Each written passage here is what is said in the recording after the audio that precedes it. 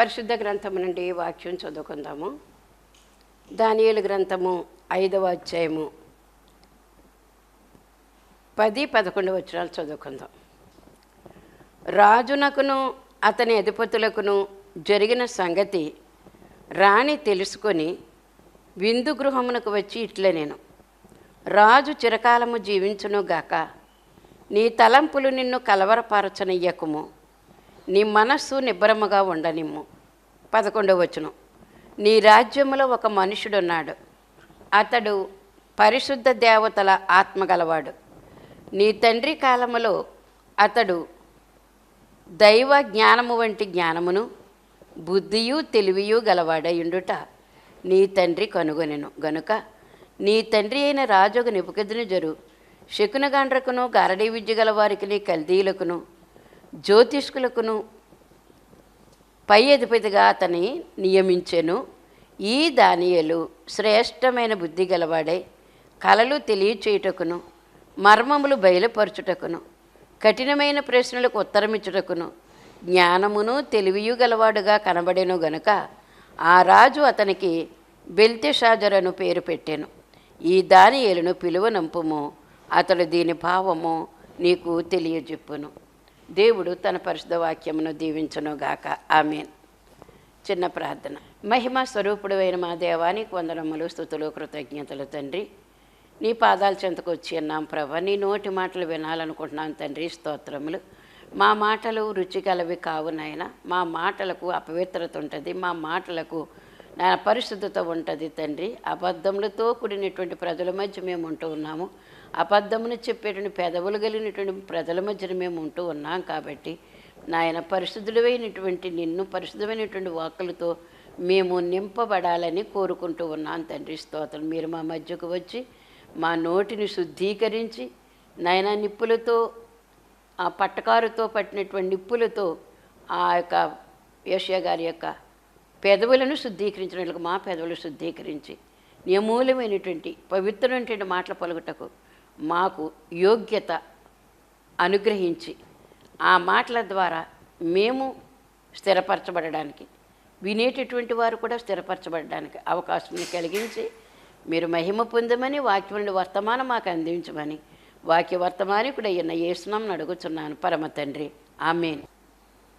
పచ్చిక పట్లకు మచ్చికతో నడుపున్, స్వచ్ఛ జాలము చెంత నిచ్చును విశ్రాంతి, ముందు ముందు వెళ్ళుచు పొందుగ రక్షించు నన్ను, తన మాధుర్య స్వరంబున తనివి తీర్చును. యేసు నాదు కాపరివాని వాసిగా స్తుతించేదన్, యేసు గొర్రె పిల్లను పోయేదను తన వెంట, మరణాలోయ ద్వారా సరిగా నడిపించును, అడవి పాయములెల్లా ఎడబాపి రక్షించున్, హత్తి ఒత్తి కట్టి గాయాలెంతో ఆదరించును, వింతగువాని ప్రేమ సేవలో సంతోషింతును. యేసు నాదు కాపరివాని వాసిగా స్తుతించేదన్, యేసు గొర్రె పిల్లను పోయేదను తన వెంట, శత్రుల ముందాహారం సంసిద్ధము చేయును, నా గిన్నె నిండించి పొర్లిప రాజేసి, కడిగి కడిగి శుద్ధి చేసి ఆత్మదానమిచ్చేను, వడిగా వాని సాయమున జయమున వెళ్ళెదము. యేసు నాదు కాపరివాని వాసిగా స్తుతించేదన్, యేసు గొర్రె పిల్లను పోయేదను తన వెంట. దేవుని నామమున స్తోత్రం. మీ అందరికీ నా మరణాత. చదువుకున్నటువంటి దానియేలు గ్రంథంలోని వాక్యము 5వ అధ్యాయంలోని వాక్యము. మనము ఏ వాక్యం చదువుకున్నామంటే, నీ రాజ్యములో ఒక మనుష్యుడున్నాడు, అతడు పరిశుద్ధ దేవతల ఆత్మ గలవాడు అనే మాట. దానియేలు ప్రవక్తను గురించినటువంటి మాటలు మనం ఇప్పుడు చూస్తూ ఉన్నాము. దానియేలు గ్రంథములో మరి జరిగిన చరిత్ర, ఇంతకుముందుకు జరగబోయేటటువంటి చరిత్ర, అలాగే అన్యుల యొక్క ఆచారాల మధ్యన భక్తి ఏ విధముగా నిలబెట్టుకోవాలో ఈ విషయాలన్నీ కూడా దేవుడు మనకి దానియేలు గ్రంథం ద్వారా తెలియచేస్తూ ఉన్నాడు. గ్రంథం మాత్రమే కాదు, దానియేలు యొక్క మరి వ్యక్తిగత జీవితాన్ని బట్టి మనం ఎన్నో విషయాలు నేర్చుకోవడానికి దేవుడు మనకి ఈ యొక్క గ్రంథాన్ని దాచిపెట్టి ఉంచినట్లుగా మనం చూస్తూ ఉన్నాము. కనుక ఈ యొక్క 5వ అధ్యాయంలో మనం చూస్తే మరి ఒక గొప్ప మాట మనకు కనిపిస్తూ ఉంటుంది. ఏమనంటే 26వ వచనంలో టెకే 20 ఈ యొక్క 5వ అధ్యాయంలోనే 24వ వచనము, కావున ఆయన ఎదుటి నుండి ఎరచేయి వచ్చి ఈ వ్రాతను వ్రాసిన శాసనం మీదనగా మెనే టెకేల్ ఉపార్సిస్. ఈ వాక్య భావము ఏమని తెలియచేశాడో దేవుడు ఎవరికి? మరి బెల్షస్సరు అనేటటువంటి రాజుగారు. ఈ రాజుగారి యొక్క హయామాలో మరి ఆ యొక్క నెబుకద్నెజరు రాజు యూదులను చెరపట్టి తీసుకొని వచ్చినప్పుడు అక్కడ నుంచి యెరూషలేము దేవాలయంలో ఉన్నటువంటి ఉపకరణాలన్నీ కూడా, ప్రతిష్ఠిత వస్తువులన్నీ కూడా ఈయన తీసుకొని వచ్చి బబులోను దేశానికి తీసుకొచ్చి ఆ దేవతల యొక్క ఆ స్థానంలో ఉంచారు. ఇది పరిశుద్ధ దేవుని యొక్క దేవాలయంలోని ప్రతిష్ఠిత వస్తువులు తీసుకొని వచ్చి అపవిత్రమైనటువంటి విగ్రహాల దగ్గర పెట్టినటువంటి వైనం మనం జ్ఞాపకం చేసుకోవాలి. అయితే పెట్టాడు, బాగానే ఉంది. కానీ బెల్షస్సరు రాజు అధిపతులలో 1000 మందికి గొప్ప విందు చేయించి ఆ విందులో మరి ద్రాక్షరసము త్రాగుచూ ఉండగా తానును తన అధిపతులను తన రాణులను తన ఉపపత్తులను వాటిలో ద్రాక్షరసం పోసి త్రాగునట్లు తన తండ్రి యొక్క నెబుకద్నెజరు యెరూషలేములోని ఆలయంలో నుండి తెచ్చిన వెండి బంగారు పాత్రలను తెమ్మని ఆజ్ఞ ఇచ్చాను. వీళ్ళు తాగడానికి విగ్రహాల యొక్క అర్పితమైనటువంటి ఆ పదార్థాలు తినాలట, విగ్రహార్పితమైనటువంటి ఆ ద్రాక్షరసాన్ని తాగాలట. ఆ తాగేటటువంటి ఆ పదార్థాలకే యెరూషలేము దేవాలయం నుంచి ప్రతిష్ఠించబడినటువంటి వస్తువులు తీసుకొచ్చారే. ఎవరి కాలంలోనూ ఇటుదోడు బెల్షస్సరు నెబుకద్నెజరు తండ్రి కాలంలో యుద్ధం చేసి తెచ్చినటువంటి ఆ వస్తువులను తీసుకురమ్మని చెప్పి విగ్రహార్పితమైనటువంటి పదార్థాలు అందులో పోయడానికి అతడు ఆజ్ఞాపించాడు. తీసుకురమ్మని ఆజ్ఞ ఇచ్చాను 2వ వచనంలో. అందుకు వారు యెరూషలేములోని దేవుని నివాసముగా ఆలయం నుండి తీసుకున్న సువర్ణోపకరములను తెచ్చి ఉంచగా రాజును అతని అధిపతులను అతని రాణులను అతని ఉపపత్తులను వాటిలో ద్రాక్షరసం పోసి త్రాగిరి. కనుక ద్రాక్షరసం పోసి అతడి యొక్క భార్యలు, పిల్లలు, వాళ్ళకి కావలసిన వాళ్ళందరూ, రాణులు, ఉపపత్నులు ఎవరైతే ఉన్నారో తనకంటూ ప్రజలందరూ కూడా ఓ చోట కూడి విందు చేసుకుని 1000 మంది అధిపతులు, 1000 మంది అధిపతులతో కూడినటువంటి ఆ యొక్క విందులో మరి పాత్రలు ఏవీ సరిపోవన్నట్లుగా దేవుడు ఎంతో ఇచ్చాడు వాళ్ళకి.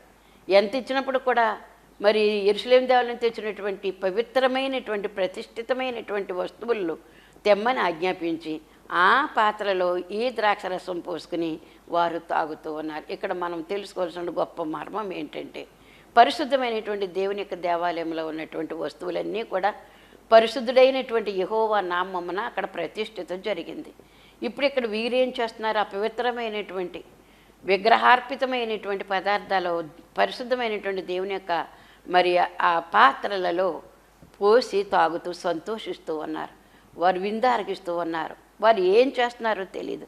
తాగి మైకంతో ఉన్నటువంటి వారు ఏం చేస్తున్నారో తెలియదు. పవిత్రమైనటువంటి పాత్రలు ఇవి, దీనిలో అపవిత్రమైనది పోయకూడదనేటటువంటి సంగతి కూడా తెలిసినప్పటికీ కూడా విస్మరించి వారు ఇష్టానుసారముగా చేసేటటువంటి దేవునికి ఇష్టం కానిటువంటి పనులు అక్కడ జరిగిస్తూ ఉన్నారు అని మనం అర్థం చేసుకోవాల్సినటువంటి వారమైన. కనుక విగ్రహార్పితమైనటువంటి పదార్థాలు తినకూడదనేటటువంటి మరి దేవుని యొక్క గొప్ప ఆజ్ఞ మనకు ఉంది. విగ్రహాల జోలికి పోవద్దు, విగ్రహార్పితమైనటువంటి పదార్థాలు తినవద్దని దేవుణ్ణి నమ్ముకున్నటువంటి బిడ్డలైనటువంటి వారికి మరి ఆనాటి నుంచి ఈనాటి వరకు కూడా తెలియచేయబడుతున్నటువంటి విషయము. ప్రత్యేకించబడినటువంటి వారై ఉన్నారు, దేవుని కొరకు ప్రత్యేకించబడినటువంటి వారై ఉన్నారు. నిలబడేటువంటి వారికి దేవుని యొక్క శక్తి తెలుస్తుంది, నిలబడలేనటువంటి వారికి ఆ శక్తి తెలియదు. కనుక దేవతల ద్రాక్షం తాగుచుండగా ఆ గడిలోనే దేవుడు వీరికి బుద్ధి చెప్పాలనేటువంటి ఉద్దేశంతో మానవ హస్తపు వేళ్ళు కనపడ్డాయి. మానవుడు కనపడలేదు, కానీ మానవునికి ఎలాంటి హస్తం ఉంటుందో వేళ్ళు ఎలాగుంటాయో అలాంటి ఒక హస్తము వచ్చింది. దీపము దగ్గర రాజు యొక్క నగరు గోడపోత మీద ఏదో ఒక వ్రాత వ్రాయుచున్నట్టుండేను. చెయ్యకూడని పనులు ఇక్కడ చేస్తూ ఉన్నారు, పవిత్రమైనటువంటి దేవుని అవమానపరుస్తూ ఉన్నారు. కనుక అవమానపరిచినటువంటి విషయము ఆయన తట్టుకోలేకపోయారు. దేవుడు తట్టుకోలేకపోయి ఇతని యొక్క జీవితంలో చేసేటటువంటి పతనమైపోయేటటువంటి పరిస్థితులన్నీ కూడా అక్కడ తెలియచేయటానికి మానవ హస్తము అక్కడ పంపించాడు దేవుడు దర్శనాల ద్వారా కళల ద్వారా కూడా మాట్లాడుతూ ఉంటాడు. 7 ప్రత్యక్షతలు ఇచ్చారు దేవుడు దైవజనుల దేవదాసయ్య గారి ద్వారా మనకు తెలియచేశారు. కనుక ప్రత్యక్షతల్లో ఇది వ్రాత ప్రత్యక్షత అంటే మానవ యొక్క హస్తం వచ్చింది. అతను కూర్చున్నటువంటి గోడ మీద ఒక మాట రాస్తూ ఉన్నట్లుగా వ్రాయుచున్నట్టు కనిపించినట్లుగా మనం చూస్తూ ఉన్నాం 5వ వచనంలో. ఆ హస్తము రాయట చూడగా అతని ముఖము వికారమైన హస్తమే రాస్తూ ఉంది, అక్షరాలు కనిపిస్తూ ఉన్నాయి. అక్షరాలు కనిపిస్తున్నా హస్తం కనిపిస్తుంది. ఇంతలోనే ఈ రాజుగారు ఆ విషయాన్ని చూశారు. చూడగానే ముఖం వికారమైపోయిందట. అంటే పావం అతనికి తెలిసిపోయిందని అర్థం. నేను తప్పు చేసిన దానికి బట్టి దేవుడు ఒక విషయాన్ని నాకు తెలియచేస్తున్నాడనే విషయాన్ని కొంచెం గ్రహించగలిగాడు. అయితే వికారమైన అతడు మనస్సునందు కలవరపడగా అతని నడుము కీళ్ళు వదిలి అతని మోకాళ్ళు గడగడ వణకుచూ కొట్టుకొనుచూ ఉండేను. కీళ్ళు మరి వణుకుతూ ఉన్నాయట.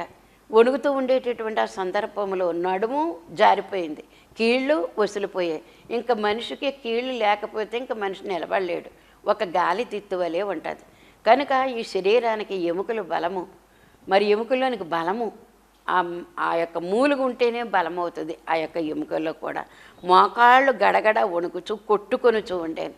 ఇంకా అతని అధీనంలో లేదు తన యొక్క శరీరం, అతని స్వాధీనం తప్పిపోయింది. ముఖం వికారమైపోయింది, మనసు వికారమైపోయింది. ఈ శరీరం చూస్తే కూడా శుష్కించిపోయింది. ఇప్పుడు అతని స్వాధీనంలో లేకుండా మోకాళ్ళ గడగడ కొట్టుకుంటూ వణుకుతూ ఉన్నాడు. ఈ పరిస్థితి గోడ మీద అక్షరాలు చూడగానే ఇతనికి ఆ మాటలోని అర్థం ఇతని శరీరంలోకి వచ్చి వణుకు పుట్టి గడగడలాడిపోయాడు. ఎముకలు తన స్థానం తప్పిపోయాయి. ఇంక ఏమీ అతనికి శక్తి లేదు, తనంతట తాను ఏమీ చేయలేడు. కొట్టుకొనుచు 7వ వచనం, మరి 5వ అధ్యాయం 7వ వచనం. రాజు గారడీ విద్య గల వారిని కల్దీలను జ్యోతిష్కులను పిలువనప్పుడు ఆతురంగా ఆజ్ఞ ఇచ్చి బబులోను జ్ఞానం రాగానే ఇట్లనెను, ఈ వ్రాతను చదివి దీని భావము నాకు తెలియజెప్పువాడెవడో వాడు ఓదారంగ వస్త్రము కట్టుకొని తన మెడను సువర్ణమయమైన కంఠభూషణము ధరింపబడినవాడే రాజ్యములో 3వ అధిపతిగా ఏలును అనేటటువంటి చాటింపు వేయించేశారు. కర్ణపిశాచి కలిగినటువంటి వారందరినీ కూడా కల్దీలు జ్యోతిషులు వీళ్ళందరినీ కూడా పిలిచేశాడు వచ్చి. ఎందుకంటే ఆ యొక్క రాత చదవాలి, దాని భావం ఏంటో నాకు చెప్పాలి అని వాళ్ళందరూ కూడా ఖండితముగా ఆజ్ఞాపించినటువంటి మాట. అది చెప్పాలి. చెప్పినటువంటి వారిని ఈ విధమైనటువంటి సత్కారం నేను చేస్తాను, సన్మానం చేస్తాను వారికి. ఏమనంటే మరి ఓదారంగు వస్త్రము, అది వాల్యుబుల్ క్లాత్ అనమాట. ఆ క్లోత్స్ అన్నీ కూడా ఓదారంగు అనగానే చాలా విలువైనటువంటి రంగు అని అది మనం అర్థం చేసుకోవాలి. అలాగే ఇంకా ఏంటి, ఆ వస్త్రం కట్టుకుని మెడను సువర్ణమయమైన కంఠభూషణము ధరింపబడిన వాడే రాజ్యములో 3వ అధిపతిగా ఉంటాడు అనేటువంటి మాట. రాజు నియమించిన జ్ఞానులందరూ అతని సముఖమునకు వచ్చిరి, కానీ వ్రాత చదువుటేనను దాని భావం తెలియజెప్పుటేనను వారి వల్ల కాకపోయాను. అయితే కంగారు పడిపోతూ ఉన్నారు. ఆ రాత ఏమిటి అనేటటువంటి గందరగోళం వచ్చేసింది. అందరూ వస్తున్నారు, కానీ మరి గారడీ విద్యలు కలిగినటువంటి వారు, శకునుగండ్రు వస్తూ ఉన్నారు, కల్దీల భాష నేర్చుకున్న వారు, పాండిత్యం కలిగినటువంటి వారు అందరూ కూడా వస్తున్నారు. దాన్ని చదవలేకపోతూ ఉన్నారు, దాని భావం కూడా తెలియజేయలేకపోతూ ఉన్నారు. అప్పుడు ఇంక అందరికీ కూడా కంగారు వచ్చేసింది. ఆ రాత చూడగానే రాజుగారు ఇలాగైపోయారు. దానికి దీనికి సంబంధం ఏంటి? ఈ శరీరం ఏమో గడగడలాడుతూ మరి నిలబడలేనిటువంటి పరిస్థితి. అక్కడ రాత చూస్తేనేమో మరి ఎందుకు గందరగోళం కింద ఉందా, అది అర్థం కావట్లేదు. ఇతను ఇలాగైపోయాడు అనేటువంటి అర్థం కూడా లేదు.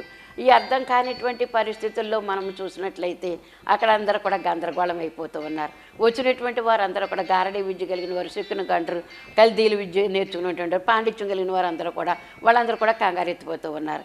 మరి సన్మానాలు ఉంటే తర్వాత, గొలుసులు ఉంటే తర్వాత, కానీ మాకైతే కనుక ఇది విద్య రావట్లేదు, మమ్మల్ని ఏం చూసేస్తాడు. ఎందుకంటే విగ్రహం యొక్క భావం గురించి చెప్పలేదు, కళ చెప్పలేదు, కళ భావం చెప్పలేదు కనుక, భావం చెప్పలేదు కాబట్టి అందరినీ కూడా ఏదో చేసేస్తామన్నారు కదా, ఇల్లు కూడా తీసేస్తామన్నారు, భార్య బిడ్డలు తీసేస్తామన్నారు. అలాంటి పరిస్థితుల్లో ఇప్పుడు ఇక్కడ ఏం జరుగుతుందో అనేటి అప్పుడు దానియేలు గారు చెప్పారు కాబట్టి మన ప్రాణాలు నిలబడ్డాయి. ఇప్పుడు దీని గురించినటువంటి విషయం కూడా మనకు తెలియట్లేదు. ఇప్పుడు ఎలాగా, ఇప్పుడు ఈ సమస్య నుంచి బయటపడడం ఎలాగా అని వీళ్ళందరూ కూడా ఆలోచన చేసుకుంటూ ఉన్నారు. ఆలోచన చేసుకుంటూ ఉండేటటువంటి పరిస్థితుల్లో ఎవరి వలన కాకపోయింది 9వ వచనంలో ఏమన్నారు, అందుకు రాజుకు బెల్షస్సరు మిగులు భయాక్రాంతుడై తన అధిపతులు విస్మయం ఉందినట్లుగా ముఖము వికారము గలవాడాయి. రాజునకును అతని అధిపతులకు జరిగిన సంగతి రాణి తెలుసుకుని విందు గృహమునకు వచ్చి, అంటే ఈ విందులో రాణిగారు లేరని అర్థం అనమాట. ఈ రాణిగారు కూడా బెల్షస్సరుకు సంబంధించిన రాణిగారు కాదు, నెబుకద్నెజరు గారి యొక్క మరి రాణిగారని మనం అర్థం చేసుకోవాలి.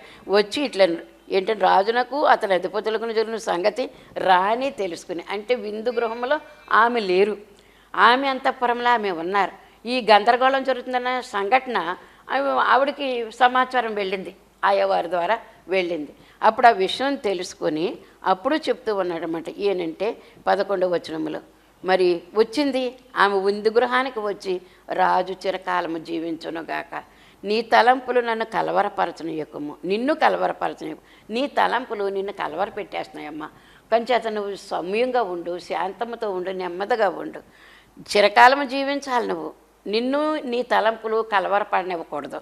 అలాగే నీ మనసు నిబ్రమగా ఉండనేమో, మనసు ఎప్పుడూ కూడా నిబ్రంగా ఉంచుకోవాలి మనసు. అందుకే దైవజనులు దేవదాసయ్య గారి ద్వారాగా మనకి ప్రార్థన మెట్లలో మనోనిదానం అని ఉంటుంది. ఏ విషయం విన్నప్పుడు కూడా మనసును నిబ్బరంగా పెట్టుకునేటటువంటి ఆ విషయంలో వివరం రాస్తారు కూడా దైవజనులు తండ్రి గారు. ఏమని రాస్తారంటే, మంచి విషయాలు కూడా తలంచుకోవద్దు, చెడ్డ విషయాలు కూడా తలంచుకోవద్దు, ఏ విషయం నీ మనసంతా కూడా ప్రభుని ఎదుట ఉన్నారనుకుని ఆయన ఎదుటికి వచ్చారు, నీ ఎదుటి వచ్చినటువంటి తండ్రిని సన్మానించేలాగా నువ్వు నమస్కారం చేయాలని, మనసును నిదానంగా పెట్టుకోవాలనేటువంటి మనోనిదానమే అవసరమైంది ప్రతిదానికి కూడా. నిదానము లేకపోతే కనుక బ్రతుకులు చెడిపోతూ ఉంటాయి. మనసుకు నిదానం, బ్రతుకుకు నిదానము, ఒక్క నిదానం అంటూ ఉంటే ఆ బ్రతుకు ఎంతకాలము, శాశ్వత కాలము కూడా మరి దేవుని యొక్క శక్తితో మనం సాగిపోతూ ఉంటాం. మన మనసును దృఢం చేసుకోవాలి, మనోనిదానం అన్నారు కనుక మనసును ఏం చెప్తుంది తల్లిగారు వచ్చి కొడుకు చెప్తుంది ఏమనంటే, నీ మనసు నిబ్బరముగా ఉంచుకునము, అటు ఇటు చెదరనివ్వకము అనేటటువంటి మాట. అలాగే నీ మనసు నిబ్రమంగా ఉంచుకొనుము, నీ రాజ్యంలో ఒక్క మనుష్యుడు ఉన్నాడు, అతడు పరిశుద్ధ దేవతల ఆత్మ గలవాడు, నీ తండ్రి కాలంలో అతడు దైవజ్ఞానం వంటి జ్ఞానము, బుద్ధి, తెలివి గలవాడే. అందుకే మరి జ్ఞానం గల ఉపదేశం చేసేటటువంటి వాడై ఉన్నాడు. మరి తన జాతి కాని వారి యొక్క ఎక్కడైతే దాసరకంతో ఉన్నాడో ఈ యొక్క దానియేలు గారు, ఆ బబులోను రాజ్యములో, పారసికమాది రాజ్యములో, ఇంకా అక్కడ ఉన్నటువంటి ఆ బబులోను రాజ్యములో ఉండేటటువంటి పరిస్థితులన్నీ కూడా ఆ కాలాలన్నిట్లో, ఆయా కాలాల్లో ఇతడు దేవుని యొక్క ఆత్మ కలిగినటువంటి వాడని. ఇప్పుడు తండ్రి కాలంలో నెబుకద్నెజరు కాలంలో విగ్రహం గురించినటువంటి పరిస్థితి. అలాగే అతడు మనసు మరి పక్షిలాగా, జంతువులాగా మారిపోయి అడవిలోకి వెళ్ళిపోయి మళ్ళీ మనసు దేవుని యొక్క రాజ్యము, శాశ్వత కాలము, మానవ రాజ్యాలు ఉండవని తెలుసుకుని అతను మళ్ళీ మామూలు మనిషి మరి వచ్చాడు. ఆ తర్వాత ఇప్పుడు ఆ నెబుకద్నెజరు రాజుకు జరిగినటువంటి కాలంలో కూడా దానియేలు అనేటటువంటి ఈ యొక్క ప్రవక్త గారు దైవజ్ఞానం కలిగిన వాడే అతనికి వచ్చిన కళలన్నిటికీ కూడా అర్థాలు చెప్పి అతను చెప్పినట్లుగానే అక్కడ జరిగినటువంటి సంఘటనలు మనం వింటూనే ఉన్నాం. ఈ 5వ అధ్యాయంలో నెబుకద్నెజరు రాజు యొక్క కొడుకు కనుక బెల్షస్సరు, ఈ బెల్షస్సరు కాలంలో ఏం జరిగిందంటే, ఈ అపవిత్రమైనటువంటి పదార్థాలని పవిత్రమైనటువంటి ప్రతిష్ఠితమైనటువంటి ఆ యొక్క యెరూషలేము దేవాలయంలో వస్తువుల్లో పోసుకుని తాగుతూ ఉండడం, తింటూ ఉండడం అనేటటువంటి సంఘటన జరిగింది. అది దేవునికి ఇష్టం కాలేదు. దేవుని యొక్క పాత్రలు అవి, దేవుని కోసం ప్రతిష్ఠించబడినటువంటి పాత్రలు. ఈ పాత్రలు దేవుని కొరకు మనము ఎప్పుడైతే ప్రతిష్ఠ చేస్తామో, ప్రతిష్ఠ చేయబడినటువంటి ఈ పాత్రలోనికి అపవిత్రమైనటువంటిది ఏది కూడా రావడానికి వీల్లేదు. దేవునికి ఎప్పుడైతే మనం బాప్తిసం తీసుకున్నామో అప్పుడే మనం దేవుని ప్రతిష్ఠ అయిపోయాము. కనుక మన జీవితం అంతా కూడా ప్రతిష్ఠ అయిపోయింది. ఇంక ఇందులోకి అపవిత్రమైనటువంటి చెడు పదార్థాలు ఏవి కూడా రావడానికి వీలేదు. అక్కడ వెండి బంగారు పాత్రలు అంటున్నారు, కానీ ఆ వెండి బంగారు పాత్రలు మనమే. ప్రభు దృష్టిలో మనమే ఉన్నాం. బంగారు పాత్రలు అన్నారు అక్కడ. కనుక ఆ బంగారు పాత్రలుగా దేవుడు చేసుకున్నప్పుడు ఇంకా మళ్ళా అపవిత్రమైనటువంటి అపరిశుద్ధమైనటువంటి ఆ పదార్థాలు ఏవి కూడా ఈ పాత్రలోనికి రావడానికి వీల్లేదు. కనుక ప్రతిష్ఠించబడినటువంటి పాత్రలను గురించినటువంటి విషయం దేవుడు ఇక్కడ మనకి తెలియజేస్తూ ఉన్నాడు. మనము ప్రతిష్ఠింపబడినటువంటి వారమై ఉన్నాం. ఈ పాత్ర దేవుని కొరకే తప్ప ఇంకా మరలా దేని కొరకు కూడా ఉపయోగించడానికి వీల్లేదు. దేవుని విషయాలే మనం వింటూ ఉండాలి. దేవుడు పవిత్రమైనటువంటి దేవుడు, మనము కూడా పవిత్రంగా ఉండాలి. నేను యెహోవాను, నేను పరిశుద్ధుడను, మీరు కూడా పరిశుద్ధంగా ఉండండి అని చెప్పినటువంటి మాటలు, ఎన్ని మాటలు మనకి బైబిల్ నిండా కూడా మనకి తెలుస్తూ ఉంటాయి. కనుక దానియేలు మరి ప్రవక్తగా ఆయన నియమించబడినట్టు, దేవుని చేత నియమించబడినటువంటి వాడు. అందుకే ఈ 11వ వచనము ఆ తల్లిగారు చెప్తున్నటువంటి మాట అనమాట. నీ తండ్రి కాలములో అతడు దైవజ్ఞానం వంటి జ్ఞానము, దైవ బుద్ధి వంటి బుద్ధి, తెలివియు గలవాడే ఉండుట నీ తండ్రి కనుగొనును గనక నీ తండ్రిని రాజుగా నెబుకద్నెజరు శకును గండ్రకును, గారడి విద్య గలవారికిను, కల్దీయులకును, జ్యోతిష్కులకును పై అధిపతిగా అతని నియమించెను. ఈ దానిలో శ్రేష్టమైనటువంటి బుద్ధి కలిగినటువంటి వాడు. శ్రేష్టమైన కానుకలు దేవుడికి మనం అర్పణ చేయవలసినటువంటి వారమైన మన హృదయము, మన శరీరం, మన ప్రాణం, మన ఆత్మ కూడా శ్రేష్టమైనటువంటి పదార్థముగా ఉంచి దేవునికి సమర్పణ చేయవలసినటువంటి వారమైన. కనుక శ్రేష్టము అంటే ప్రతిదీ కూడా శ్రేష్టమైనటువంటిది మనము దేవుని దగ్గరికి తేవలసినటువంటి వారమైన. కానుకలు కానీ, మన హృదయం కానీ, మనం సమర్పణం చేసుకునే ప్రతి పదార్థము కూడా శ్రేష్టమైనటువంటిది. అందుకే జంతువుల్లో ఉన్నటువంటి తొలుచులు వాటిని కూడా దాన్ని కుంటిదాన్ని కానీ గుడ్డిదాన్ని కానీ దాన్ని దేవుని దగ్గరికి తేడానికి వీల్లేదు అని చెప్పేశారు దేవుడు. అది అవయవలోపం ఉండేటటువంటిది ఏది కూడా దేవుడు మరి దేవుని సన్నిధికి తేవడానికి ఇష్టపడలేదు దేవుడు. కనుక ఇక్కడ నీ తండ్రి కాలంలో దైవజ్ఞానం అంటే జ్ఞానం కలిగినటువంటి వాడు. ఈ దానియేలు శ్రేష్టమైన బుద్ధి గలవాడు. దానియేలుని గురించి మనం చెప్పిన జ్ఞానము కలిగినటువంటి, ఉపదేశము కలిగినటువంటి వాడు, ఉపదేశం ఇచ్చినటువంటి వాడు.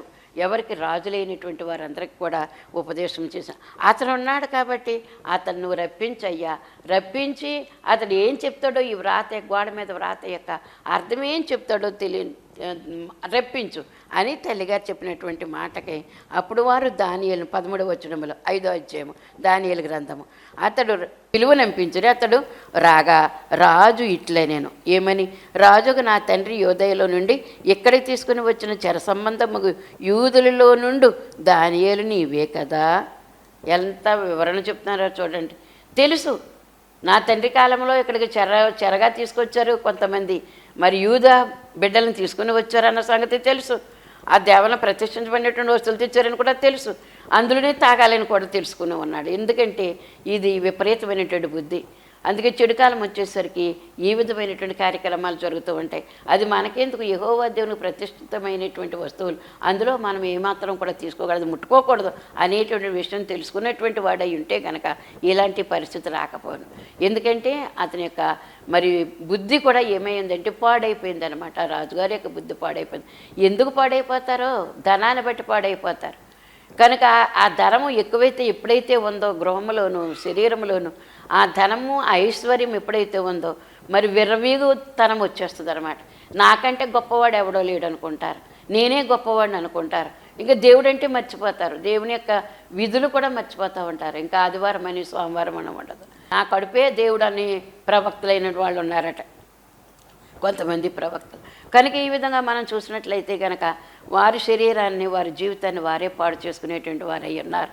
దేవుడు ఒకడు ఉన్నాడు, ఆ దేవుడే మనకి దిక్కు అనేటటువంటి భావం ఎప్పుడైతే మనకు వచ్చిందో ఆయనకి భయభక్తులతో ఆయన మనము సేవిస్తూ ఉంటాం, పూజిస్తూ ఉంటాం. దేవుడే నా రాజు, నా ప్రభు, నన్ను సృష్టించినవాడు, నా తండ్రి అయినవాడు, నన్ను కాపలా కాసేవాడు, నన్ను నిత్యము నిరంతరము కూడా కాచేవాడు. రెప్ప ముయ్యకుండా కునుకడు నిద్రపోడు, రెప్ప ముయ్యకుండా కూడా నన్ను కాపాడు. నేనైనా నిద్రిస్తాను కానీ నా తండ్రి మరి నిద్రపోడు. అందుకే చంటి బిడ్డ కోసం తల్లి ఎంతసేపు కూడా బిడ్డ ఏడవకుండా చూసుకుంటుంది, వాడికి ఏమీ అపాయం కలగకుండా చూసుకుంటుంది, వాడికి ఏ విధమైనటువంటి కష్టం కలగకుండా చూసుకుంటుంది తల్లి. అలాగే తండ్రి కూడా బాధ్యత వహిస్తూ ఉంటాడు. తల్లిదండ్రులు ఆ బిడ్డని ఎలా కాపాడుకుంటున్నారు, అలాగే దేవుడు కూడా నన్ను కూడా కాపాడుతాడని మనం అర్థం చేసుకుంటే చాలు. అదే కోరుకుంటూ ఉన్నాడు దేవుడు.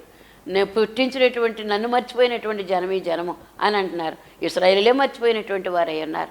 కనుక తమ తోటి వారు ఎవరైతే ఉన్నారో వారందరి యొక్క విగ్రహారాధనలకు వెళ్ళిపోయి దేవుడంటే మర్చిపోయినటువంటి దుస్థితిలో ఉన్నారు. కనుక దేవుడు అనేటువంటి మాట నిత్యము ఉండేటువంటి వాడు, ఆయనంతటా ఆయన ఉన్నవాడు, స్వయంభవుడై ఉన్నాడు. ఆయనని ఎవరో తయారు చేయలేదు, ఆయనంతటా ఆయనే ఉన్నాడు. కనుక ప్రభు నువ్వు అనాది దేవుడివై ఉన్నావు కనుక నీకు వందనాలని దైవలక్షణ స్థుతిలో మనము చెప్తూ ఉంటాము. కనుక ఇక్కడ తీసుకున్నటువంటి దానియేలు నువ్వే కదా, తెలుసు ఈ సరుకులు ఎక్కడయో తెలుసు, ఈ యవ్వనులు ఎవరో తెలుసు, ఈ దానియేలు ఎవరో తెలుసు, కానీ అయితే నిర్లక్ష్య స్వభావం. అందుకే తల్లిదండ్రులు భక్తితో ఉంటుంటే పిల్లలు పాడైపోతూ ఉన్నారు. ఎందుకో తెలుసా, ఆ పిల్లలకి దేవుని యొక్క భక్తి మరి పర్లేదులే వాడే వస్తాడు వాడే మారతాడు అని అనుకుంటూ ఉంటే వాళ్ళు అలా లోకంలో కలిసిపోతూ ఉంటారు. అలా కాదు, నువ్వు మోకరిస్తే మోకరింప చెయ్యాలి. దేవుని యొక్క బిడ్డలైనటువంటి బిడ్డలో ఎలాగుండాలంటే వారు మోకరించినప్పుడు తల్లిదండ్రులు మోకరించి దేవదాసయ్య గారు మరి ఆయన ఊహ తెలియక ముందే తల్లి చనిపోయారట, తర్వాత తండ్రి కూడా చనిపోయారు. ఈయన బ్రతికొండగా 3 ఏళ్ళు 4 ఏళ్ళ వయసులో తల్లిగారు తండ్రి గారు మోకరించి ప్రార్థన చేస్తే అప్పటి నుంచి కూడా మోకరించి ప్రార్థన చేసేటటువంటి అలవాటు ఆయనకు వచ్చింది, దేవదాసయ్య గారికి వచ్చింది. అందుకే మరి ఎవరో లేరని పినతండ్రి ఎవరో దొరల దగ్గరికి తీసుకుని వెళ్ళి ఈయన హాస్టల్లో చేర్చుకోండి బాబు ఎవరో లేరనంటే మరి నువ్వు ప్రార్థన చేయరా బాబు అంటే, యేసు ప్రభువా నువ్వు ఈ లోకం నా వయసులో ఈ లోకంలో ఉన్నప్పుడు ఏ విధమైన జీవితం జీవించవు, అలాంటి జీవితం నాకు ఇవ్వు ప్రభువా ఆమెన్ అన్నాడట. ఈ వయసులో ఇంకా 5-6 సంవత్సరాల వయసులో ఎలాంటి ప్రార్థన చేశాడని దొరలే ఆశ్చర్యపడిపోయారట దేవదాసయ్య గారిని గురించినటువంటి. కనుక పువ్వు పుట్టగానే పరిమళిస్తుందట, అది మల్లె పువ్వు చేమంతి పువ్వు గులాబీ పువ్వు మనకి ఆ మొగ్గను చూసేసరికి మనకు అర్థమైపోతూ ఉంటుంది. కనుక ఆ తల్లిదండ్రుల యొక్క బిడ్డల ఈ బిడ్డలు అని అనుకుంటారనమాట. అందుకే తండ్రి కాలంలో జరిగిన విషయాలన్నీ కూడా తెలిసి కూడా విస్మరించి అజ్ఞానముతో మూర్ఖత్వంతో ఇతడు చేసినటువంటి పనికి దేవుడు చూపించే గోడ మీద రాతనమాట.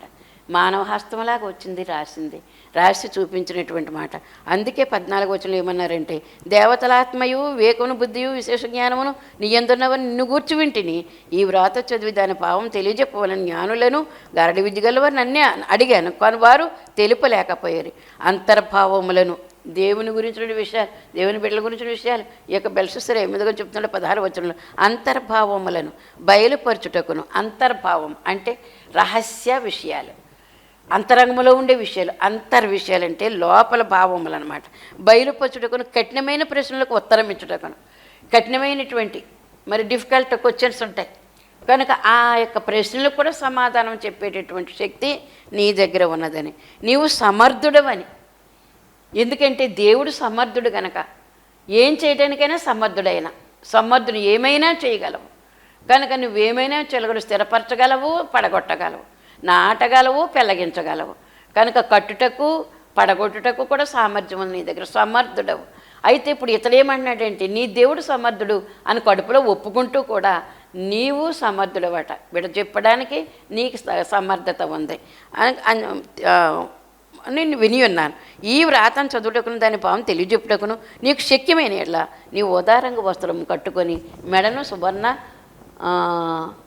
కంఠభూషణం ధరించుకొని రాజ్యంలో 3వ అధిపతిగా ఎలుదు. అందుకు నీ దానం నీ యొద్ద ఉంచుకొను, నీ బహుమానం మరి ఎవరికైనా ఇమ్ము. అయితేనే నీ వ్రాతను చదివి దాని భావం రాజునకు తెలియచెప్పేదను. ఎంత గొప్ప ధైర్యము! నీ దానాల కోసం నేను రాలేదయ్యా, నా దేవుని యొక్క ప్రతిష్ట నేను తెలియజేయడానికే వచ్చాను.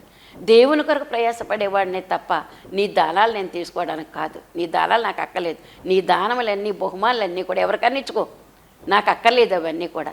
నాకు దేవుడు ఉంటే చాలు, దేవుని యొక్క ఈ యొక్క ఆజ్ఞలు విధులు కట్టడలు ఉంటే చాలు, ఆ ప్రకారంగా నేను జీవించగలుగుతాను.